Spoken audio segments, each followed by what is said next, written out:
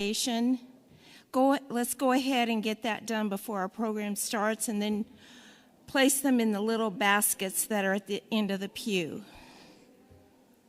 And there ought to be pencils handy too to complete those tickets. Thank you.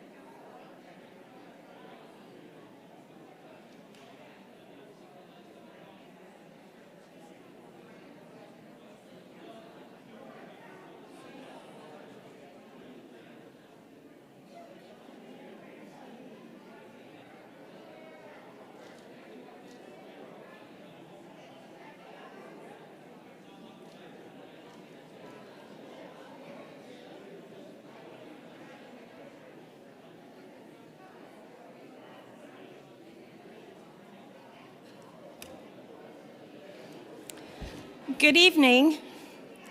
Just a little reminder to please fill out the ticket that is at the end of the pews. Fill that out with your name and congregation, and make sure that you make its way to the little basket that's at the end of the pew. If you haven't done that already, this would be a good time to get that done. Thank you.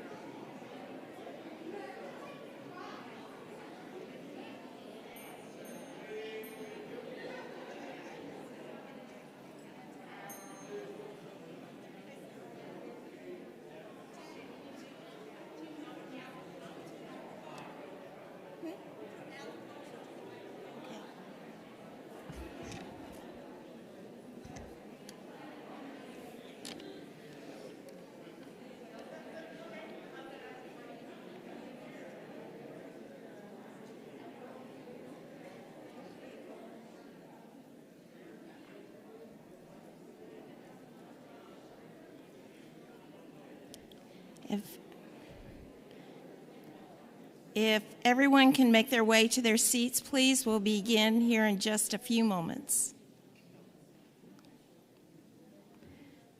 And be sure to fill out a ticket and put it in the basket.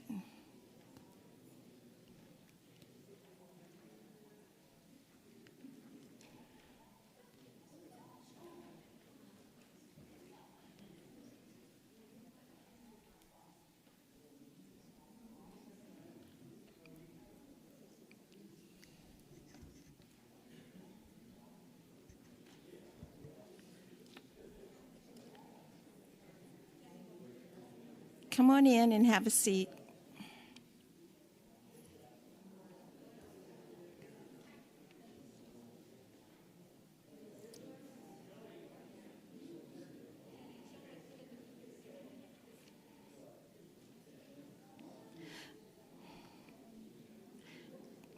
Good evening, and welcome to Holy Redeemer. My name is Jenny Tenbarge, and I do want to welcome everyone to the 18th Annual CAJE Community Problems Assembly. Just as a way of reminder, the restrooms are located on this side of the building, just right around the corner. The entrance and exits are on both sides of the narthex. And again, I want to remind everyone to fill out their tickets because that's how we track our attendance and place them in the marked baskets at the end of the pew. Earlier this year, Holy Redeemer Parish and CAJE lost a dedicated justice seeker, Rosie Rexing Hall. Rosie led Holy Redeemer's Justice Ministry team and served on CAJE's executive board on several occasions over the last 18 years. She participated in every local, regional, and national training offered and served on numerous research teams.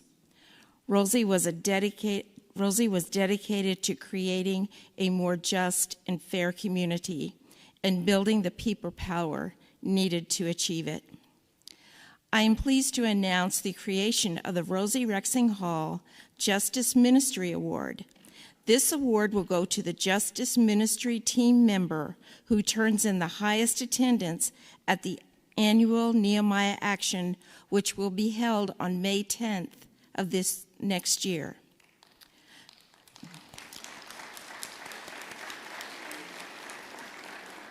Thank you. Rosie, as a personal note, Rosie was certainly the heart and soul of the CAJE effort here at Holy Redeemer, and she is missed every day. The recipient will receive the award at the Justice Ministry celebration in June. May God bless the memory of Rosie Rexing Hall. Thank you.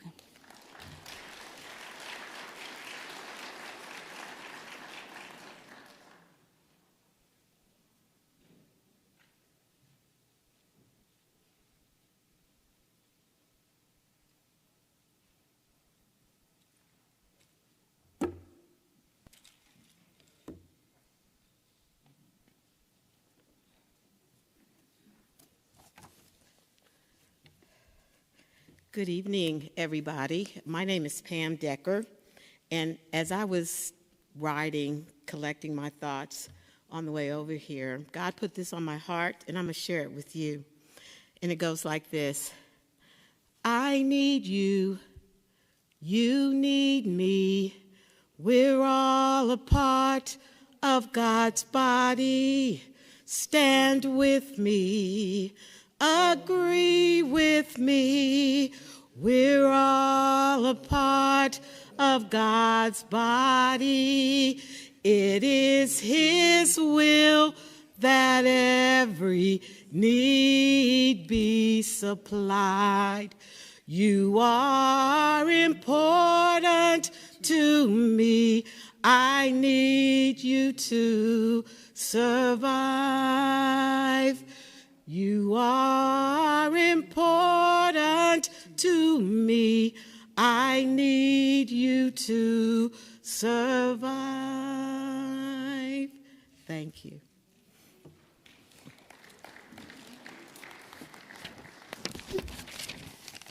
So as I said, I am on the 2021 CAJE Executive Board. I'm one of the co-chairs along with this wonderful gentleman.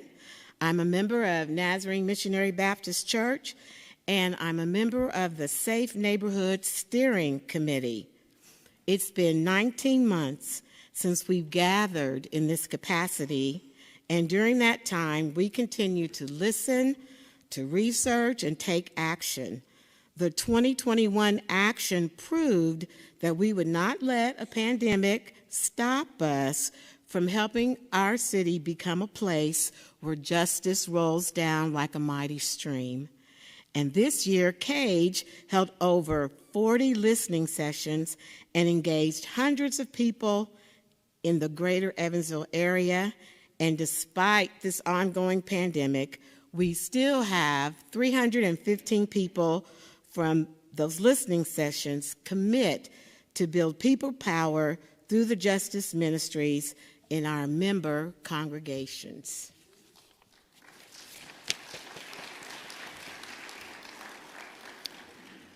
Good evening. I'm Floyd Edwards, the pastor of the Mount Olive Galilee Baptist Church here in Evansville. I'm also co-chair and sit on the steering committee for the Evansville Affordable Housing Trust Fund. Tonight, you will see two congregants officially join the CAJE organization during the covenant ceremony. You will also hear updates from officials on current issue campaigns and testimonies from our friends and neighbors impacted by urgent problems. On behalf of the Executive Board, we officially call to order the 2021 Community Problems Assembly.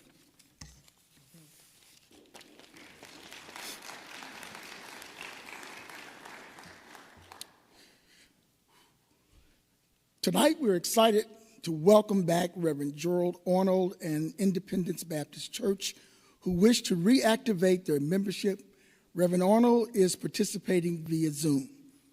And we are also excited to add two new congregations to our growing list of faith communities who have agreed to work together to bring about change. Will representatives from Zion Missionary Baptist and Bethel UCC please come forward?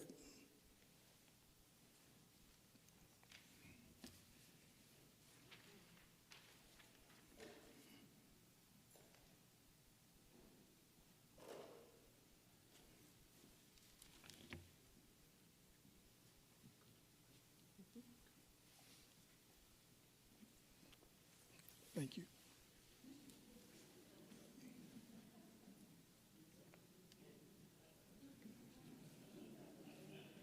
Do as she says.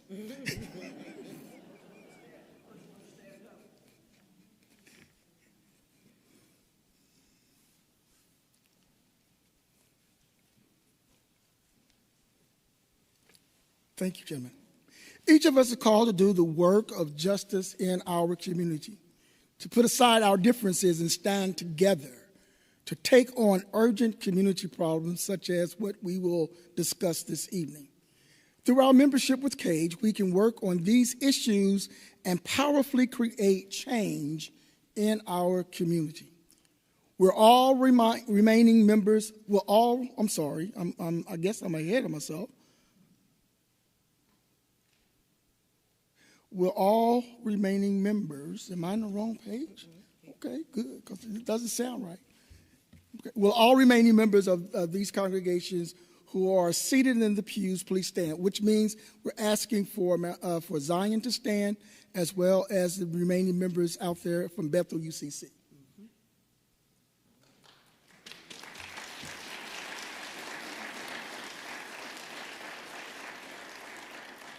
We're going to ask that you respond collectively.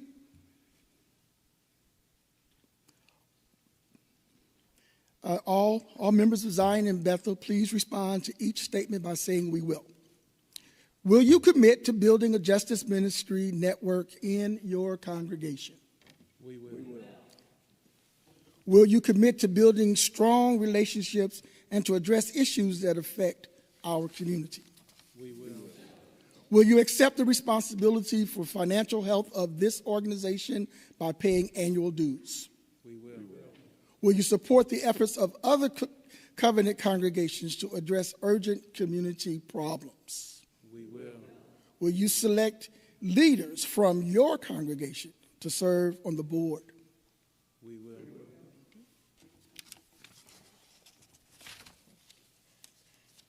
Will the covenant members of all 27 CAJE organizations, please present here at Holy Deemer tonight, will you please stand?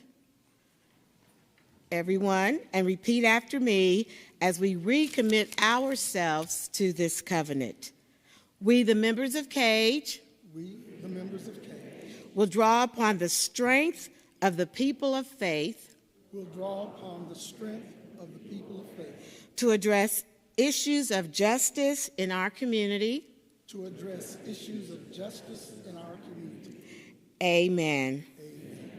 And at this time, our new covenant members are going to sign the covenant agreement located at this table.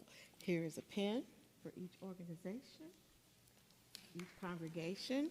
Thank you. The name of the church, our name, the name of the church. The name of the church. And then you can put your name beside it as a signer.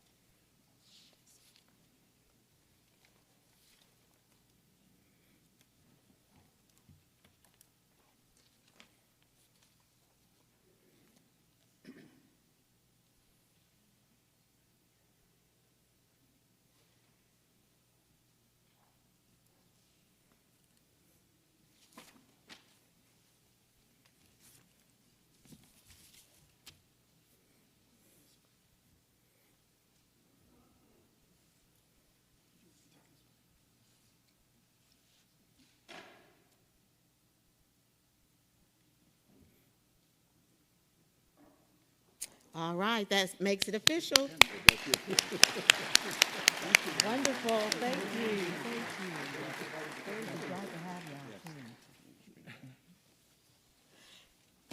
While I was standing here, I have this little note that says, along with everyone here in the facility this evening, there are 80 households watching on Zoom. So, wonderful.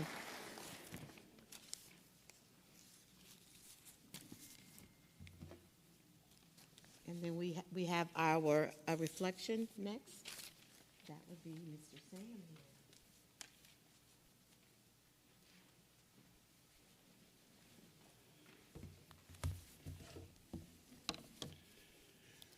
I'm Reverend Samuel Buer, pastor at one of your newest congregations that's just joined, Bethel United Church of Christ. Good to be here. I was asked to give the reflection, and as I was preparing for it, I turned to one of the podcasts that I enjoy, and that's on NPR with Krista Tippett, the On Being program. And the one that I happened to be listening to last weekend was one where she was interviewing Brian Stevenson. Brian Stevenson is a lawyer with the Equal Justice Initiative that's based in Montgomery, Alabama. He's the author of the book Just Mercy. It's a best-selling book that was turned into a movie. And through his work also in Montgomery, Alabama, there's now a museum often called the Lynching Museum, largely there because of his work. In the book that he wrote, Just Mercy, he quoted Reinhold Niebuhr, a theologian of the past century, who said this: "Love is the motive, but justice is the instrument." Love is the motive, but justice is the instrument. My ministry and the ministry of the churches that I have served have focused on ministries of mercy where love was always the motive. And we were darn good at those mercy ministries. When I was called here to serve Bethel United Church of Christ here in Evansville, I learned that Bethel also has had a proud history of mercy ministries.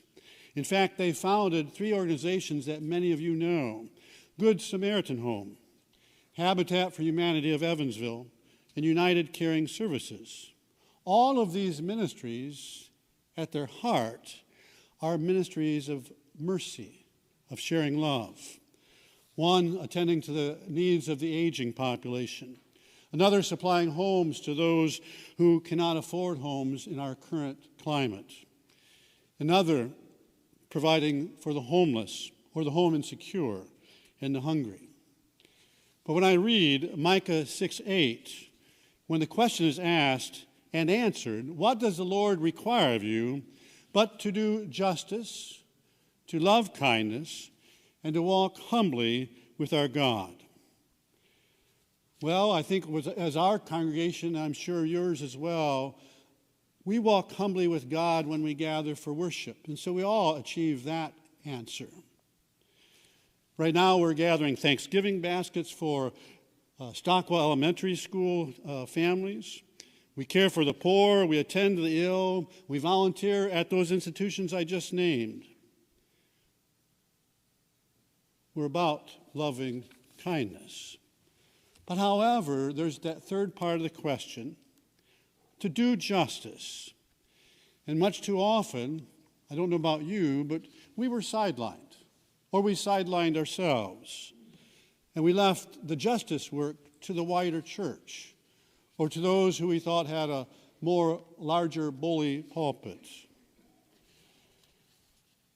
You and I know that justice work is a work that takes a great deal of patience. It doesn't happen overnight. It's been said for some time now that the arc of the moral universe is quite long. But as people of faith, we also know that the arc is bending towards justice.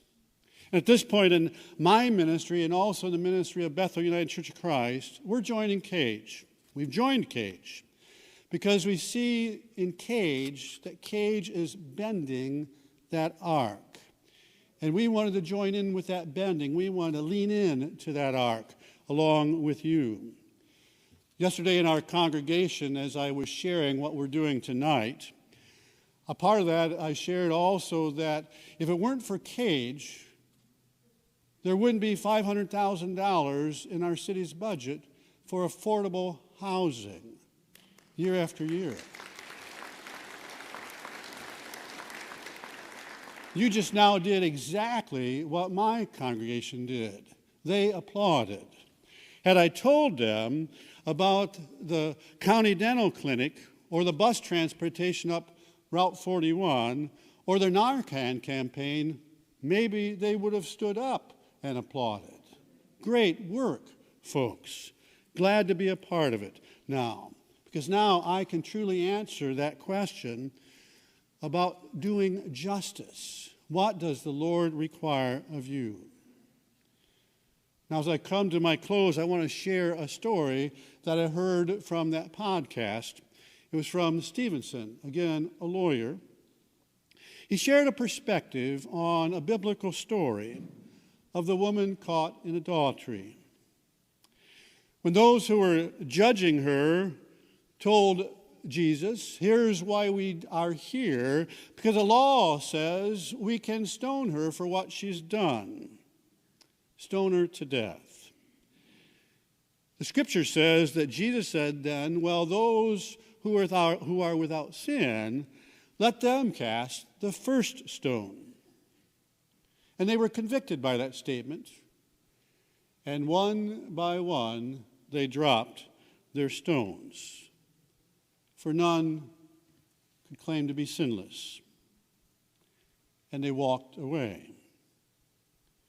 But here's what caught me about that message. He didn't stop there. Stevenson went on and said this. He says, what I've realized in this era, I don't think our righteous would put their stones down. I think that we have too many people who would, despite that exhortation, would cast the stones. They feel insulated from the hypocrisy and the judgment that that implies. And so I think it's incumbent on some of us to intervene. It means that some of us are going to have to be stone catchers. And then he said, that's the idea I've come to embrace. It is that just because people don't realize, won't recognize what the right and the just thing is to do, that it's not right and it's not just to cast stones. And that doesn't mean the end of the struggle. We have to stand up. We have to step in front of those who are vulnerable, and we have to catch those stones. I think, he concluded, that is the calling for this moment. In this moment, no one person can catch all the stones that are being thrown. Many stone catchers are needed. As I look around the room, I see a lot of stone catchers that are gathered here. And I look forward to that Nehemiah action when more likely 1,000 stone catchers will gather. And that's a movement that cannot be stopped. So let us be about catching stones and bending that arc towards justice. Amen.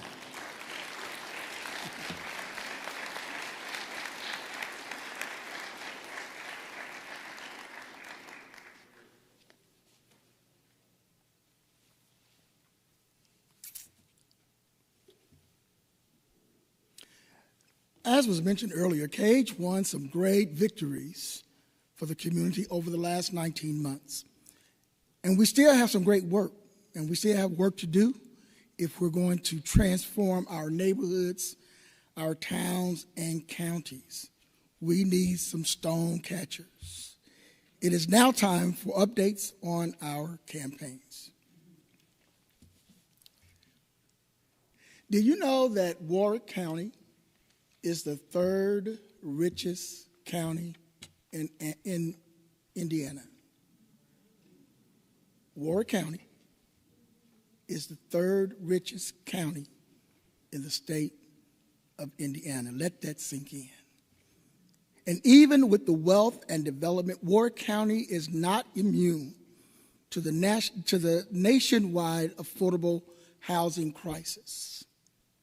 According to the 2020 United Way Alice report, approximately 1/4 of all Warwick County households are considered asset limited income constrained employed, also known as vulnerable. And nearly 10% of the entire population lives in poverty. This report was done pre-COVID, and we know that the ongoing housing crisis has been exacerbated by the pandemic. We will provide instruction on how all of our members' congregations push for housing justice in Warwick County by sending an email to county officials to urge them to designate ARP funds, which is the American Rescue Plan funds, to address the immediate needs of renters and homeowners at risk of homelessness. And we will ask county officials to set aside additional American Rescue Plan Act funds in order to establish the creation of a countywide affordable housing trust fund. Such a fund will be the first of its kind outside of the city of Indianapolis. In 2017, in this very church, our membership voted to find a solution to that warehousing of children on the autism spectrum. Nearly 2/3 of all people with an autism diagnosis will also have need of mental health services for conditions such as PTSD, OCD, depression, and anxiety. It is nearly impossible to find a local mental health provider who will accept a child on the spectrum. Most have to leave the city, and the majority of those have to leave the state of Indiana to receive those services. Our mental health provider urges parents to move out of Indiana if they want adequate services. The Dual Diagnosis Committee created a task force in 2019, and very little progress was made, despite the best efforts of the task force chair, Mr. Scott Brannon. Well, he's felt frustrated after last year's action. Our Dual Diagnosis Committee asked Mayor Winnicky to consider absorbing the task force as a subcommittee of the Mental Health Commission. So in a few minutes, Mayor Winnicky will give a report on our request along with his updates on commitments he made at the Nehemiah Action. The Mental Health Commission was created in 2016 after members of our jail diversion and crisis intervention research team traveled to San Antonio, Texas, to learn more about the city's hugely successful jail diversion model. It took a few years and a lot of work by the mayor and members of that commission to create a local unit based on the San Antonio model. Then United Caring Services stepped up and offered renovated space for what has since been dubbed the Evansville Diversion Center. This unit will divert nonviolent offenders away from jail or emergency departments and into a therapeutic environment for assessment and care. At our May Action, Mayor Winnicky and members of the county commissioners and county council agreed to advocate for the allocation of funds for operational costs for the diversion center. We will hear an update from officials in a moment. Pam.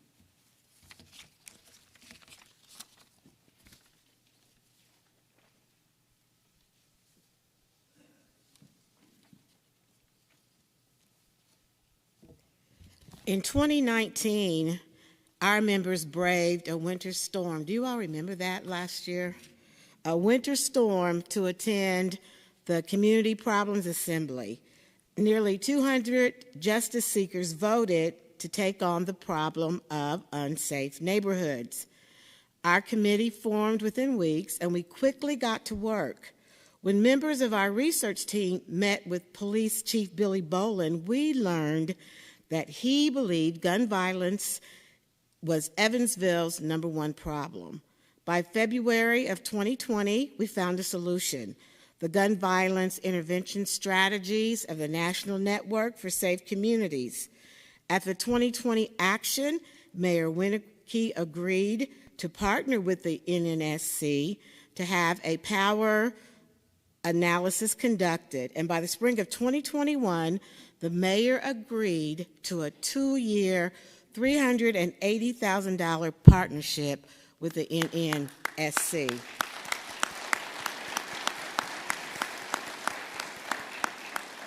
This partnership will include law enforcement and members of the community as key components.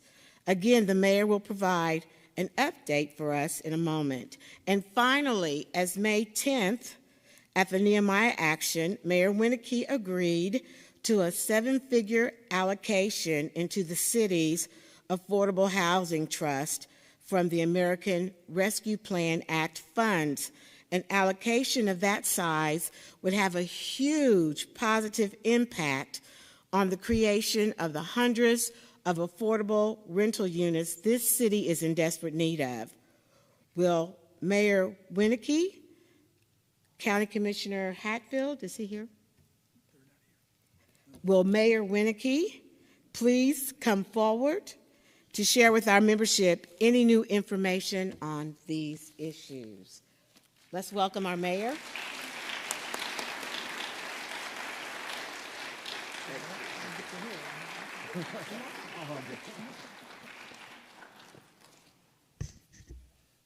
Floyd wanted to know where his hug was.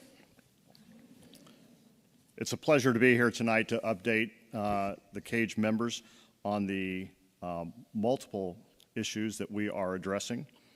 First, on the dual diagnosis task force. So the question put to me was, would I consider absorbing the dual diagnosis task force into our existing mental health commission? I think I told Amy at the time, yes, we're going to do that, but I've kind of diverted and done it maybe a slightly different way. We haven't exactly absorbed them as a task force. A few of us have just started the work. So, and I would tell you that there is very positive progress being made on this front. And I would expect in the coming, I hate to say weeks because I don't want to raise undue expectations, but certainly in the coming months, I would expect that there would be positive news to report on this front. But I think you'll be very pleased with the direction that's going on the dual diagnosis front.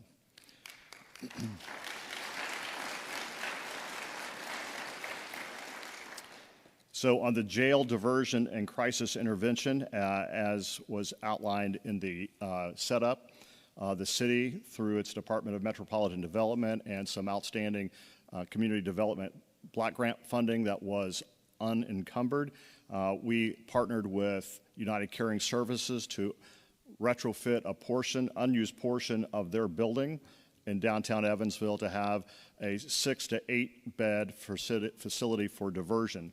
I'm happy to report, and I think I've reported this to this group in the past, that construction is complete and we're awaiting operational funding. The Jason Emerson, who runs UCS and is a very, very willing partner in this, was making great progress on securing private sector funding, and then the pandemic hit. So the city's commitment is to spend about $300,000 in year one and $300,000 in year two, so for a total of $600,000 to start the operating portion of that facility. That money will come from our American Rescue Plan Act allocation from the federal government. That money has to be approved by the city council, but that's what we committed to months ago, and we stand by that. We don't know when that request will come to the city council yet, but you'll get plenty of notice so you can begin lobbying your council members to vote favorably for that request. So more to come on that.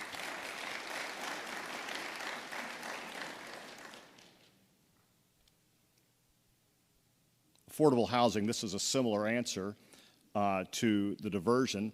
That is, as was mentioned, we again in the 2022 budget, $500,000 was budgeted to come from various sources to fund the Affordable Housing Trust Fund. We will also recommend to the City Council to make 2 7-figure contributions from our ARPA money, American Rescue Act money, once we get the final rules. We thought by now we'd know what those final rules were, but if you think city government is slow, wait till you deal with the federal government. We had the interim final rules until July, mid-July. They took comments, they closed that, and so they've been working on the final rules since then. So as soon as they bless the final rules, we'll go to City Council with a 7-figure amount for 2 years. We thought it'd be 21 and 22, but it looks like it will be in 22 and 23. But nonetheless, the commitment will remain. Again, we don't know when it will happen, but as soon as we know the date, we'll let you know so you can talk to your city council members.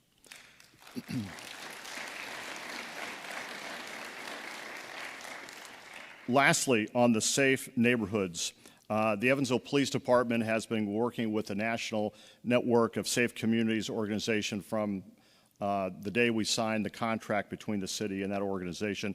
And I will tell you the working relationship between the NNCS and the EPD, and those are hard letters to remember all in a row, is really, really strong.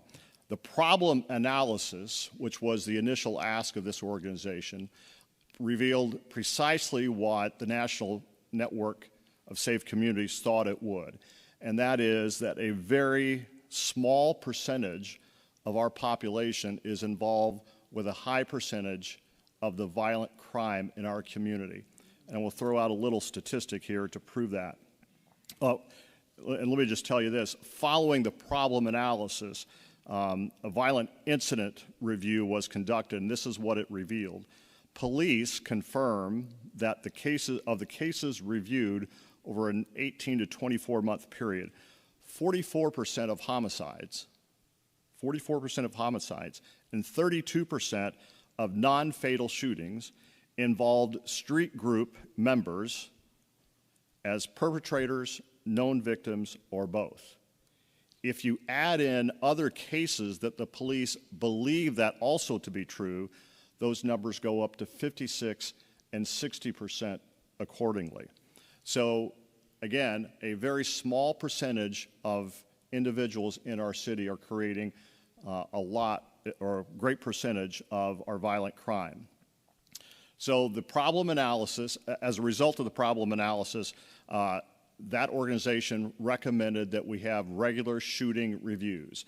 Those shooting reviews began in September. Those reviews bring members of different law enforcement agencies together to review specific shooting data about whatever happened in the previous 2 weeks leading up to that. So that's been going on since September, and the amount of intelligence that is exchanged is really extraordinary, I'm told.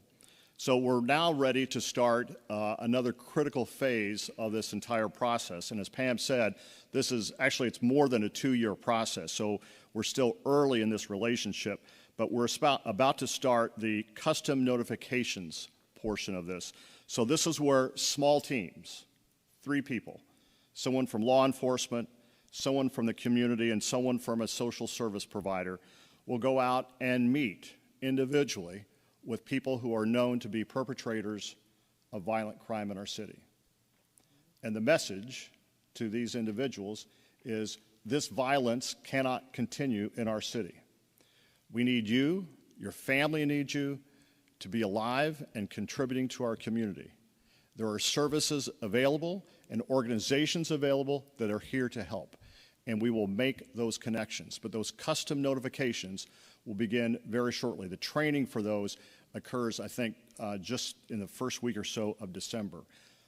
This is not going to be a bunch of, excuse me, this is not going to be necessarily stuff that's covered on TV. This is happening behind the scenes where one-on-one or three-on-one or three-on-two, three-on-three communications we think will be most effective. But we're very committed to this process. Not only have we invested and are investing a great deal of money, but we think it's the right thing to do. We believe by the due diligence we've done with the National Network of Safe Communities, the success they've had in other communities will bring like success here. So we're excited about all that activity, and I will tell you that there's not a week that goes by that I don't spend a fair amount of time on all those issues. And we're pleased to be a partner. We're pleased to be a stone catcher on so many of the issues that are before our community. Thanks for being here tonight.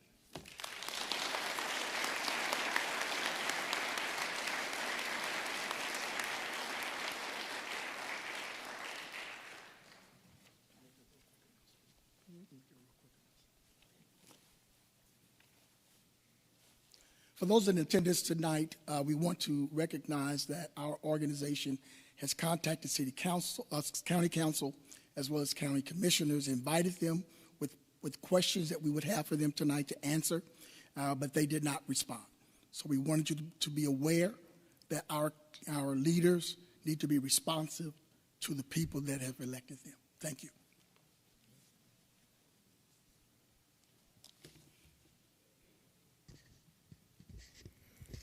Thank you, Mayor Winneke. That is some wonderful news for our community. In our continued pursuit for justice, because that is an ongoing pursuit, CAJE clergy and team captains gathered via Zoom on Tuesday, October 26th, to share the outcome of their listening sessions. We voted to bring forward the problem areas of housing conditions, such as mold, mildew, lead, asbestos, rodents, insects, and more, high utility bills, and absentee or predatory lenders. We had formulated specific questions concerning the environment's impact on the struggle to secure safe, clean, and affordable housing. We did some preliminary research and learned that race is the #1 predator of whether or not families live near pollutants or toxins. Black and brown communities are the most at risk for heat-related illnesses and death. We heard many shocking stories of what families are forced to do in order to stay housed, sometimes living in units not fit for human habitation. A story was shared at the listening process that I attended of a woman, an African-American woman, who had tried for months and months to have something done about the mold-infested apartment that she lived in. So mold-infested that it was all over her furniture, all over her clothing, and she was beginning to have health-related issues from inhaling mold. And no matter what she tried, nothing was ever done. They actually sent someone to investigate who said that the mold was due to a damp mop in a closet. And so her story was shared at my listening session. Her friend, after the listening session, went back and said, I shared your story with members of CAJE, and they recommend that you get a hold of the owner of the property, not the other people, but the owner, and tell him that you've talked to members of CAJE, and this is what needs to happen for you. And the very next day, they came out with another investigator and said, this place is mold infested. You don't need to live here. They got her moved. They gave her vouchers for clothing and for furniture. And so I know what we do makes a difference. And for that lady's sake, I'm so glad that it did.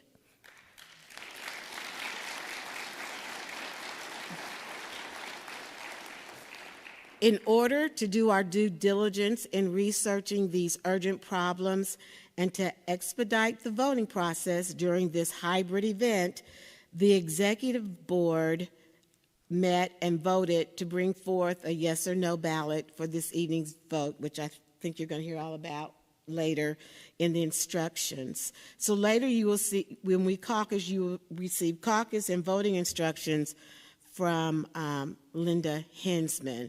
But along with some of the new issues that we are discussing, let's hear a few of the other testimonies in this regard. Is Kent Kuntz here? There he is. Hi, Kent.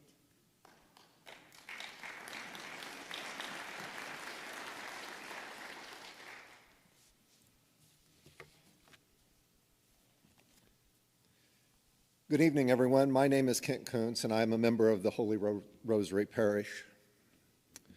During our house meeting, like you, we discussed many examples of concerns in our community.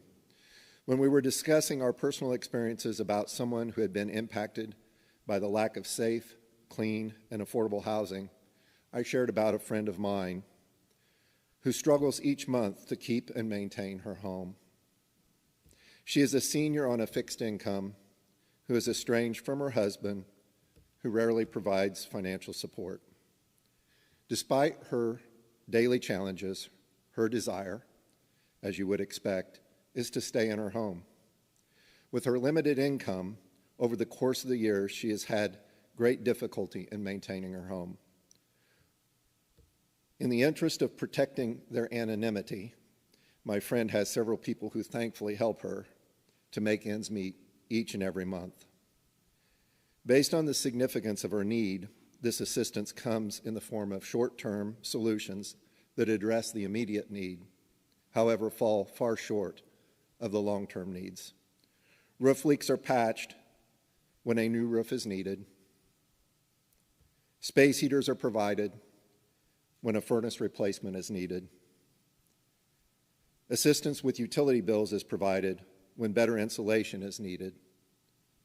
And unexpected bills are paid when a more sustainable quality of life is needed. As my friend and I often discuss, she needs solutions, not condemnation. As congregations, we are called to be salt on the earth, and the light of the world. May our spirit-led acts of stewardship be blessed as we seek to know, love, serve, and share the goodness of our God.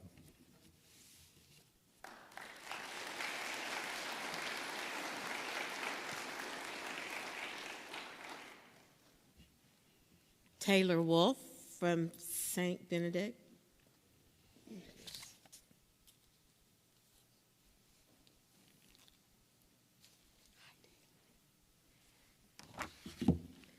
Good evening. Oh, I'm sorry. Good evening. My name is Taylor Wolf. I'm a customer relations specialist at a local hospital.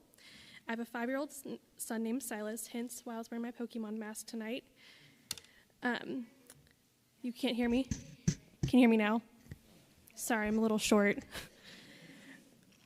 I have a son named Silas who is 5 years old. He has asthma and a ASD, atrial septal defect. Whenever his asthma flares up, it causes the hole in his heart from his atrial defect to pump overflow into his left chamber because of that small hole. When we first had Silas, we were 19 and 20 years old, me and my partner. We didn't have a down payment, and we didn't have good credit just because we're right out of high school, going into college. So we rented an apartment downtown for $850 a month. It seemed like a good deal until there was always something wrong with this apartment.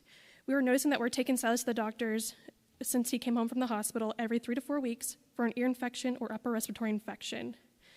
We broke our lease and found a new home that was way more affordable and that was up to date with maintenance codes when Silas was about 8 months old, I'm so sorry.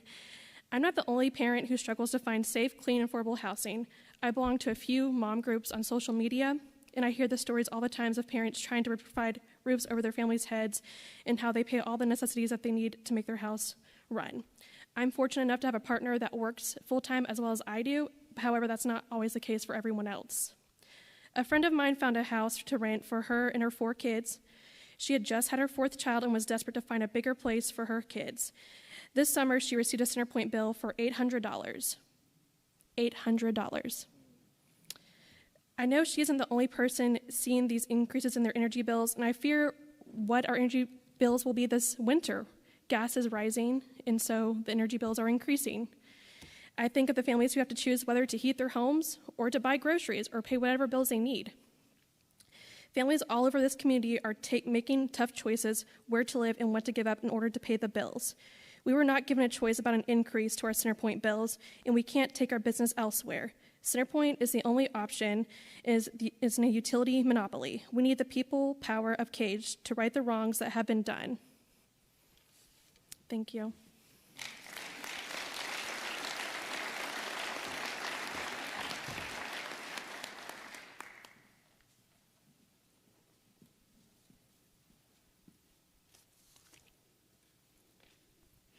Good evening.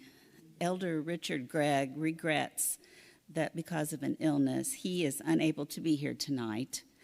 My name is Linda Hensman. I'm a former co-chair, board member, and I serve on the Evansville Affordable Housing Steering Committee. And tonight I will be sharing the caucus instructions. Just a minute ago, I wanted to share that somebody whispered in my ear that we are up to 91 households now on Zoom. So welcome, everybody.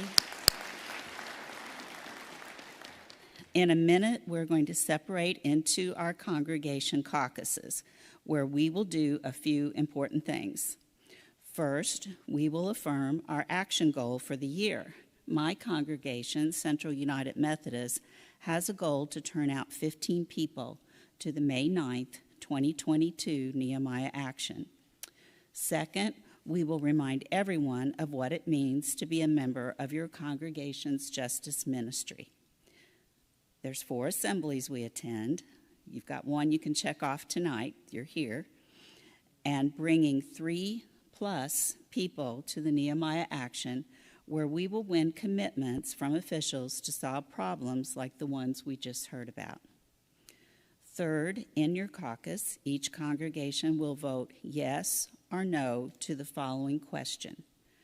Do you agree that CAJE will research all 3 problem areas presented tonight in order to identify one new issue campaign? When we come back from our caucuses, we will tally the votes from those gathered here at Holy Redeemer and on Zoom. Each congregation has a caucus leader who will record your responses. Those on Zoom have a breakout room leader who will type the tally into the chat box. The chat monitor will record the votes of the congregations logged on and report to CAJE staff. Then CAJE staff will take those votes to the congregation caucus leaders located here at Holy Redeemer. Now, caucus leaders, you will refer to your caucus report form and sheet that lists the location of the caucus area for each congregation in order to direct your congregation to their location. We will reconvene at 7:45, but please wrap up voting and submit tallies to CAJE staff by 7:42. Remember, the question is, do you agree that CAJE will research all 3 problem areas presented tonight in order to identify one new issue campaign? You are now dismissed to caucus.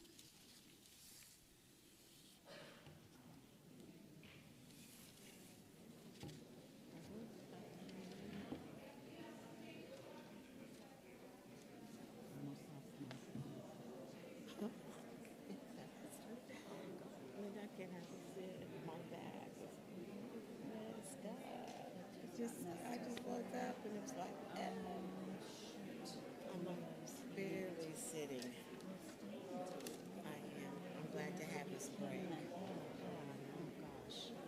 There's nothing worse because you can't get comfortable. No, and it's like when I sit a certain, no, I guess it's just called getting old. I don't know. You know, you wake up with this pain in your neck. Sometimes it's like, what the heck? I know. It's Go like, to sleep anyway. isn't that the truth Didn't sprawled bother out me. all over everywhere? This is just, yeah. It's like, did I sleep wrong? Why What today? to blame it on. No. Well, I guess I get David and I are the only center people, so I think I'm gonna go. I prayed for 100. This looks like more I than think that. so. Amy was counting. I didn't hear. She told me about the 91 on Zoom, so that's awesome because it's more than one person. I'm sure at a lot of those.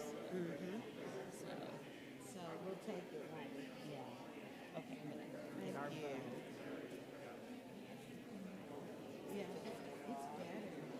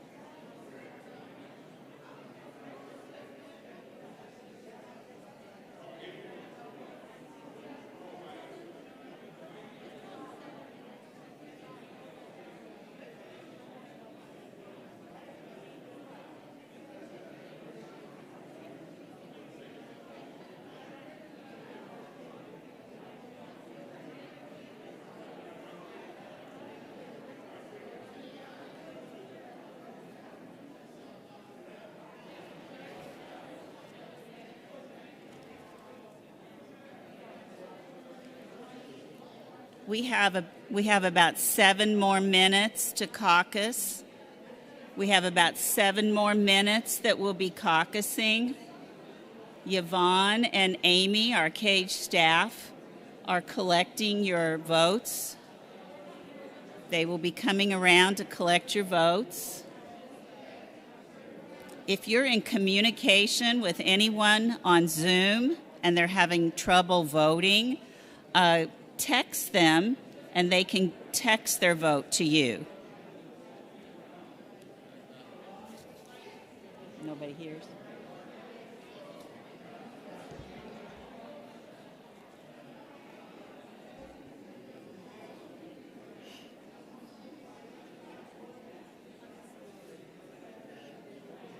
If you're ready, Amy and Yvonne are collecting the green sheets with your votes. If you are communicating with anyone on Zoom who is having trouble voting, they can text you their vote. A couple people did that for me. They texted their vote.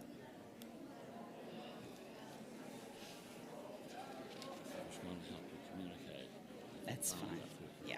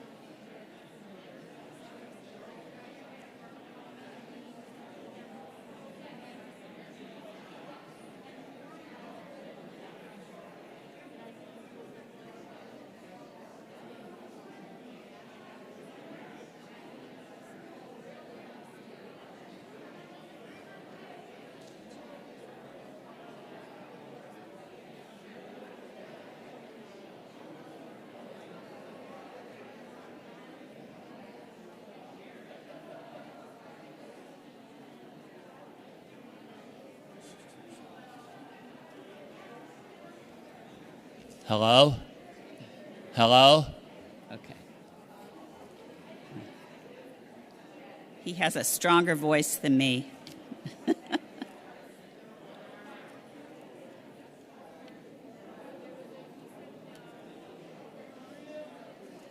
I have 7:45.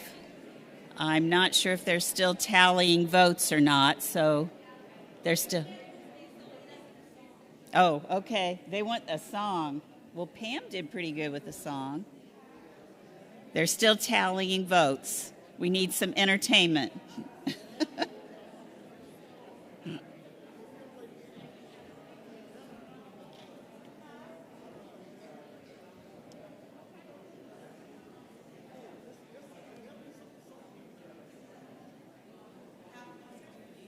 don't know.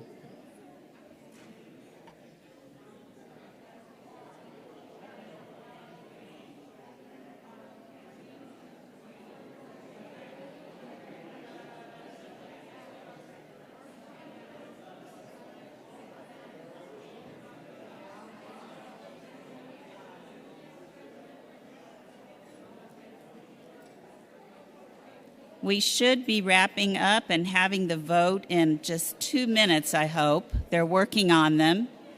So if everybody wants to get to your seats. We're trying to convince Reverend Edwards to sing.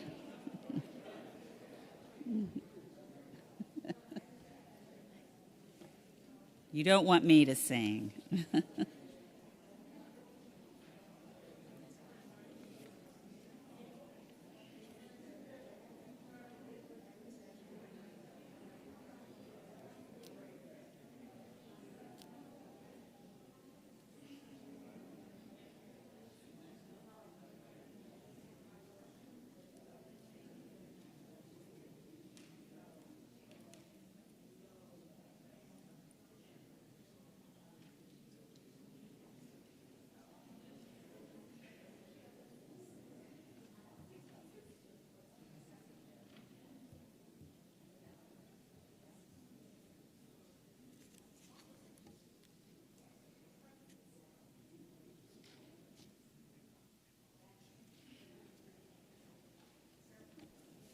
While we're waiting for those vote tallies, I do want to share a few reminders with everyone of what happens now after this Community Problems Assembly. Our Research to Action kickoff will take place Monday, December 6th on Zoom. This kickoff is important for several reasons. This is our first opportunity to hear recommendations from the research steering committees. It is also your chance to choose which research team you would like to join. If you don't plan to participate on a research team, it is still important to attend that kickoff so that you can learn about how to build people power during the research to action process. There's supposed to be some sign-up sheets for the kickoff and the research committees here tonight. You want to check your pews to see if you see those. Sign-up sheets for the kickoff and the research committees. CAJE staff also emailed that sign-up information to all our teams last week for those viewing on Zoom. As a reminder, the current issue campaigns are the Warwick County Affordable Housing, number 2, the Evansville Affordable Housing, number 3, Jail Diversion and Crisis Intervention, Dual Diagnosis is number 4, and the 5th issue campaign will be the issue cut that comes from the vote tonight. All of those research teams are in need of people to work on them. I've worked on a number of research teams. It's always very interesting. We meet with experts in the field of whatever it is we're working on. I learned about bus routes. I learned about Narcan. I've learned about affordable housing. All of this information I've learned, and we've put it to use in CAJE, from our research visits. I've met with people like Met's transportation experts through the years. I've met with the coroner. I've met with law enforcement. So the research committees are very interesting, and they're very important to help us find the answers. When we were working on suicide prevention, and we met with the coroner, and he shared with us about the shocking numbers of opioid overdose deaths in our community and how those deaths were on the rise. And then he told us about this pharmaceutical that could reverse the effects of opioid overdoses. We thought, oh, we have our issue cut. We have our answer. This is the solution we will work for. So then the research team continued to meet with individuals like in law enforcement and the fire department and AMR and the emergency room doctors. And we met resistance, and CAJE was very confused by that. We didn't expect resistance from people, but Narcan was very new. The opioid epidemic was pretty new, and people didn't see the need. They thought we had a meth problem, but our research showed otherwise. We called a city in Massachusetts to learn about their Narcan program. So this is the way our research in CAJE can take us to a solution, and then we go to work on the action end of it to make sure that that solution is put into action, and that's where we meet with the officials and we ask them to, in this case, adopt Narcan and make sure that all first responders are carrying it. We had a research team, was mentioned earlier, that went to San Antonio, Texas, to see their crisis care center there. And we brought that information back to Evansville, and we had a mental health forum, and the sheriff attended, and mental health providers throughout the community, and they wanted to hear about what CAJE had learned on that trip to Texas. So this is the kind of power we use in CAJE to bring about change. This next step in our process is so important, and I hope you all sign up for a research team. If you work and you can't go to meetings during the day, that's okay. We need people to go online and do research, other communities. What are they doing about housing and predatory landlords and high utility bills for the people? What are they doing in Cincinnati or Orlando, Florida? We'll go online and we'll do a lot of research that way too. So, even if you're of limited time to go to meetings, you can still contribute to the research. Then we'll come together and we share that research with the CAJE board, and they will, decide, are we really going to go with this solution, or is there a better solution for our community? So this is CAJE in action. This is how we work, and the research part of it is so important. So please consider joining a research team. Any one of these. I'll read them again. The Warwick County Affordable Housing, I know they need people. The Evansville Affordable Housing, I think we're down to a few folks that have been hanging around for years now, and we need more. The Jail Diversion and Crisis Intervention, that place is there. It's in place, but they don't have the funds. We've got to have people to make sure that they get the funds to operate that crisis care center. The dual diagnosis team has met with a lot of frustration. We need more people. We need to show up at these research meetings with a lot of people so they can see that this is a real problem. And then there's going to be a new issue cut from tonight.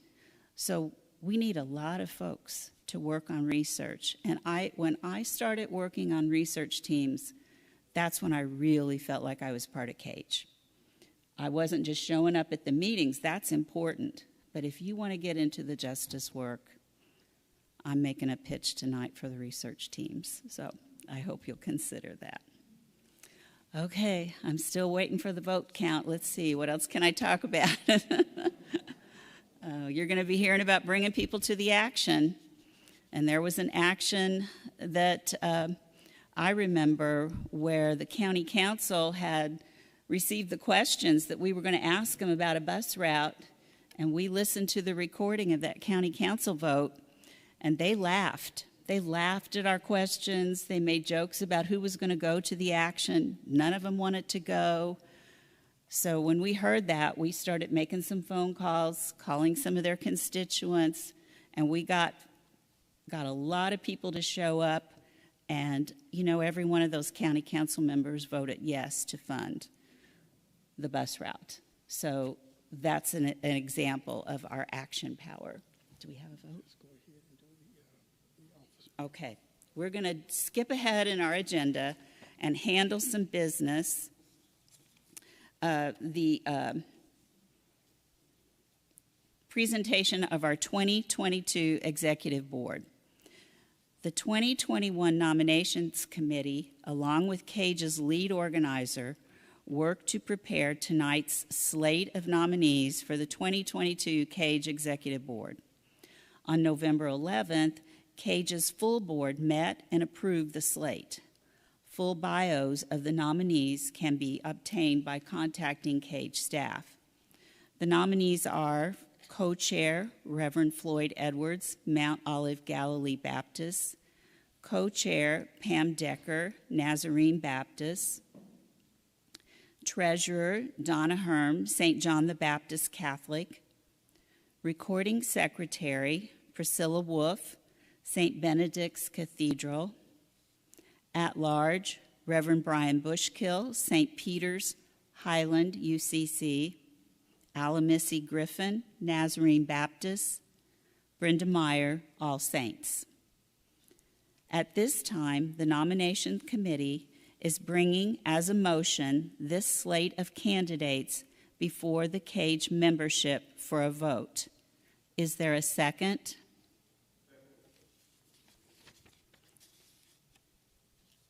Hearing a second, I'll ask that all those in favor of accepting these individuals as CAJE's 2022 Executive Board, please indicate by stating aye or using the thumbs up reaction at the bottom right of your screen, or simply giving a thumbs up.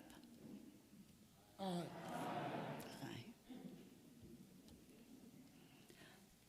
All opposed, answer nay or raise your hand to your camera and hold it there.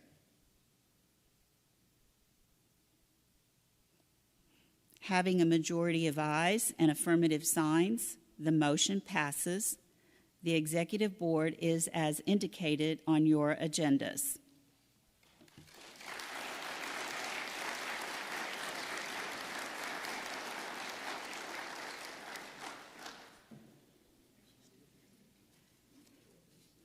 We still have counting underway. I think that's a good sign that we have a lot of people that are interested.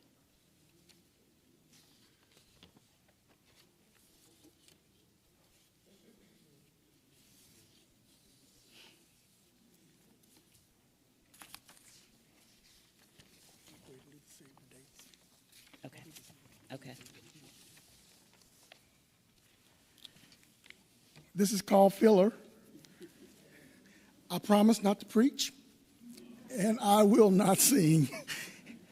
We want to remind you, I know that you have it written, but we want to remind you of our December 6th, the research kickoff.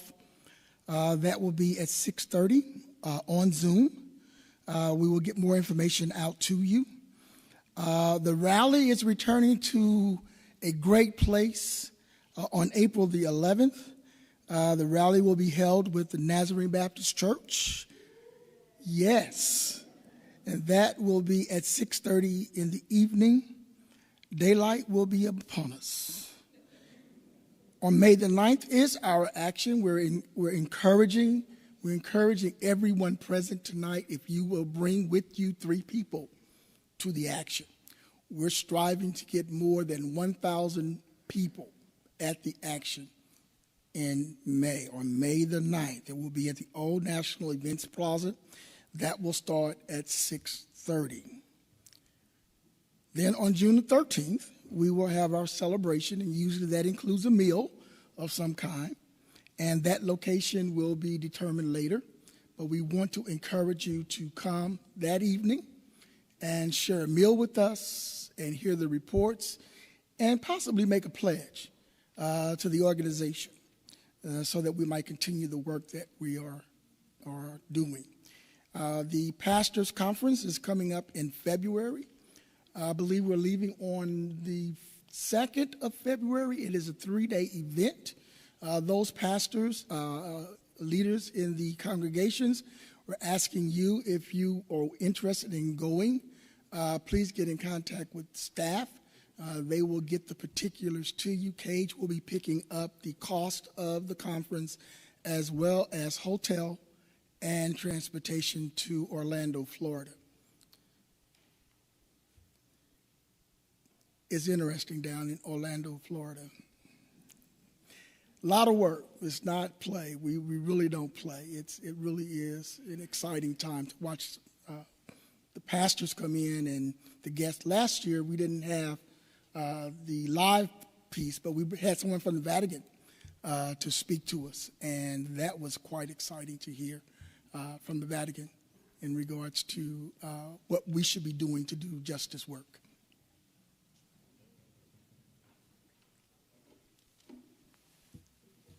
Why don't you read them? So we have results. I guess we'll do the total down. All Saints, there are 35 present, 35 yeas. Bethel, 6 present, 6 yeas. Central United Methodist, 4 present, 4 yeas. Bethlehem, 7 present, 7 yeas. Corpus Christi, 9 present, 9 yeas. Community of Christ, 5 and 5. Holy Redeemer, 14 and 14. Cleves CME Church, 11 and 11. Holy Rosary, 4 and 4. Mount Olive Galilee, 17 and 17. The Islamic Society of Evansville, 9 and 9. Nazarene Baptist Church, 11 and 11. Old North, 2 and 2. Patchwork Central, 2 and 2. St. Benedict's, 23. And then we have 16 plus. Okay. St. John, 43, 43. St. Mary's and John, 11 and 11. St. Wendell, 2 and 2. Zion, 3 and 3. The Universalist Unitarian Church, 8 and 8. First Presbyterian, 12 and 12. First Baptist, 1 and 1. St. Lucas, 6 and 6. St. Paul's, 4 and 4. Our total tonight, 249 present, 249 yes. Motion passes.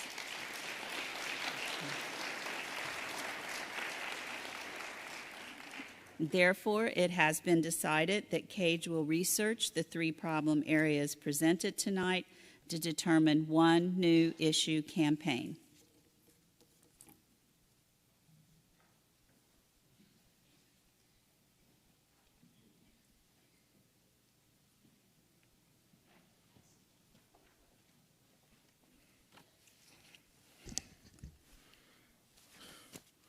Woo! That reminded me of the Baptist offering. Sometimes when they take that long, they coming back asking for more. Listen, it's good to be here tonight. A Monday night. I don't know who came up with these Monday night meetings. You know, an NFL football game lasts about 3.5 hours. But it's made up of 4 15-minute quarters. You get 12 minutes at the halftime, and after the first quarter and after the third quarter, you get about 2.5 minutes so that they can switch sides. 60 minutes on the clock, 3 hours and 24 minutes. But each play lasts about 6 seconds. Play lasts about 6 seconds, and then you get 40 seconds to start the next play. Otherwise, you'll get penalized. And so there's really a lot more time where folk are recovering from the play than they are actually running plays. And a whole lot of people spend a whole lot of time watching these plays. Mel Tucker, coach of Michigan State, said, every play has its own history. 6 seconds where there's fundamentals, there's techniques, there's exertion of energy and emotion at a high level for 6 seconds. But then if you're going to be successful, you got to give it all you got during those 6 seconds and make the best use of the time to recover to do it all again. The challenge is, if you keep thinking about the last play, it'll affect how you approach the next play. Teams that are successful celebrate the play that's been ran, and then understand that there's another play, and you got to forget it and focus upon what is before you. And the goal, he said, Mel Tucker, used to be with Nick Saban, he says, you're trusting that everybody makes a conscious decision to try to do their job. Kenneth Walker, get your eye on him. If you haven't heard about him, you will. Kenneth Walker, he's a Heisman candidate. A couple of weeks ago, after about 10 games, he had already ran 990-some yards, scored about 13 touchdowns at that time. Now he's up to about 1,400 yards. He'd already scored 15 touchdowns. They interviewed him the other day after they played Maryland, and between the time Michigan State played Purdue, they had a couple of offensive linemen who went down. And they asked him the question, they said, were you worried because of some of the key players on the offensive line went down? He said, no. Coach has taught us we believe in next man up. Next man up.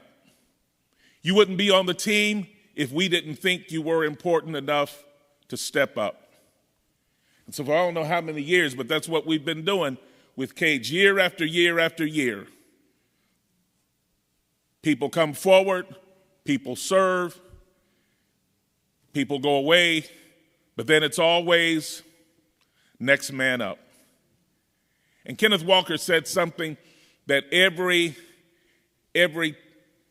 talented and gracious teammate wants to hear.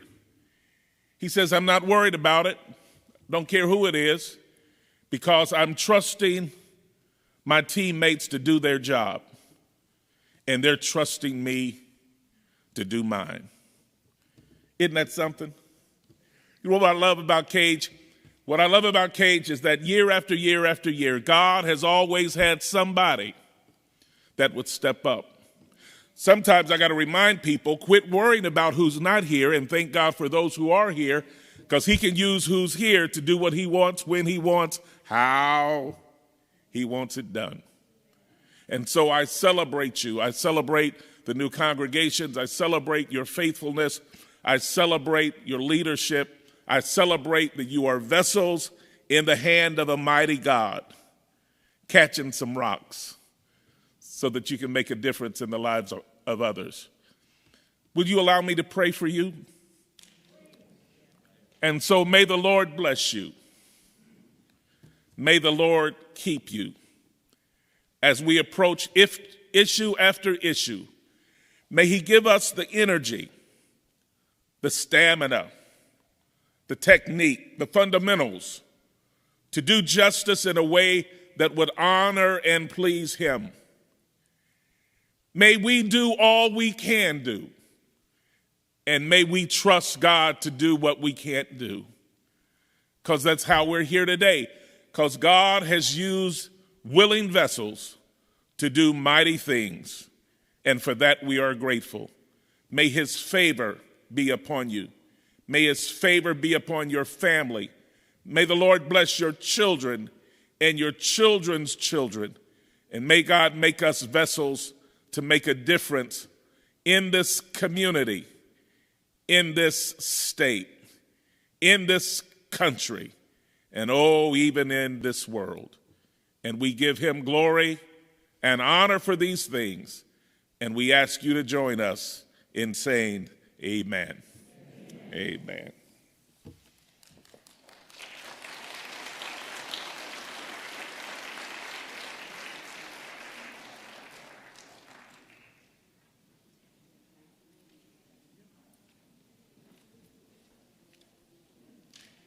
We want to thank all. We're going to thank all of the churches and congregations that participated tonight. Thank you for coming. Thank you for giving us your time. We look for you at our next session. Go in peace.